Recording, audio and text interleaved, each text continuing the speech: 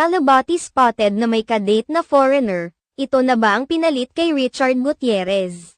Actress model na si Sara Labati, namataan sa Hong Kong na may kasamang lalaki, nakikipag-date na matapos ang ilang buwan nang mapabalitang naghiwalay na sila ng mister na si Richard Gutierrez. Viral at usap-usapan ngayon sa social media at ilang mga entertainment news sites ang kumakalat na larawan kung saan makikita ang aktres na si Sara Labati na may kasamang lalaki sa isang restaurant sa Hong Kong. Hinala ng maraming mga netizens na ito na ang ipinalit ni Sara Labati sa kanyang estranged husband na si Richard Gutierrez. Samantala, sa isang episode ng showbiz-oriented vlog ni OG Diaz, nakarating sa kanya mula sa kanyang mga sources na hindi kasama ni Sara Labati ang kanyang dalawang anak sa mga oras na iyon at sila lamang dalawa ng lalaki ang nagbabakasyon sa Hong Kong. Sa ngayon ay hindi pa kumpirmado kung ang lalaki